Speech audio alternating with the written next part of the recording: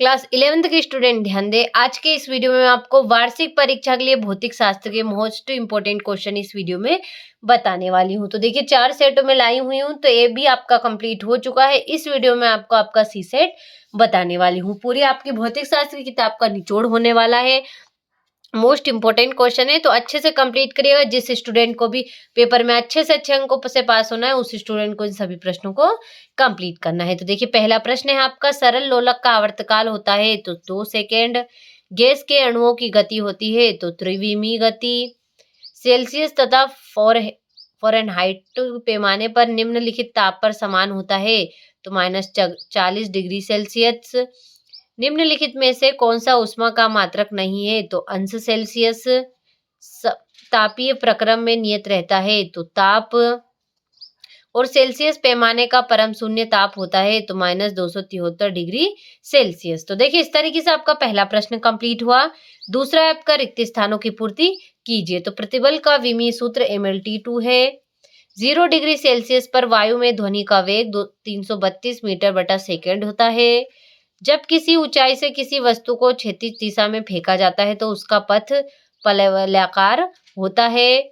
और यांत्रिक तरंगे केवल द्रव्यात्मक माध्यम में संचलित होती हैं।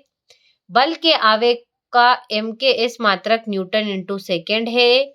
और वे सभी निर्देश फ्रेम जिसमें न्यूटन की गति के नियम लागू होते हैं जड़त्वीय फ्रेम कहलाते हैं। तो देखिए इस तरीके से आपका दूसरा प्रश्न कंप्लीट हुआ आंसर सहित। अगला प्रश्न है आपका, तो देखिए तीसरा प्रश्न है आपका, सही जोड़ी मिलाइए। तो आवेग तो होगा बल इंटू समयांतराल।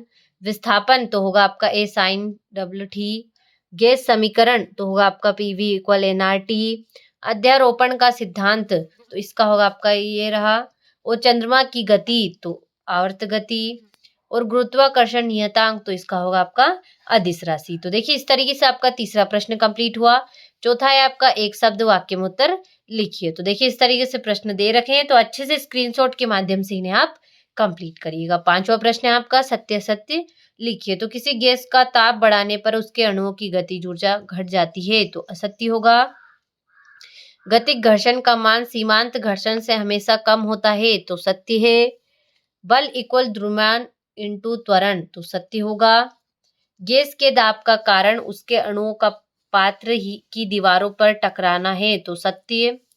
प्रत्येक ग्रह सूर्य के चारों ओर वृत्ताकार कक्षा में चक्कर लगाता है तो ये आपका असत्य होगा। तो देखिए इस तरीके से आपका पांचवा प्रश्न सत्य सत्य भी कंप्लीट हुआ। ये रहा आपका छठा प्रश्न।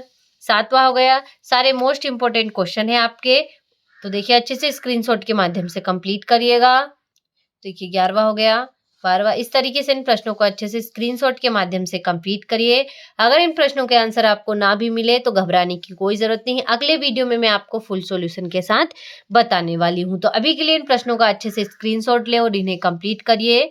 तो देखिए रियल पेपर के भरोसे बिल्कुल मत रहिएगा, क्योंकि रियल पेपर नहीं मिलने वाला है, किसी को भी नहीं मिलता। सब आपको फेक पेपर देते हैं रियल पेपर के नाम पे। तो अभी के लिए इन प्रश्नों का अच्छे से स्क्रीनशॉट के माध्यम से इन्हें कंप्लीट करिएगा।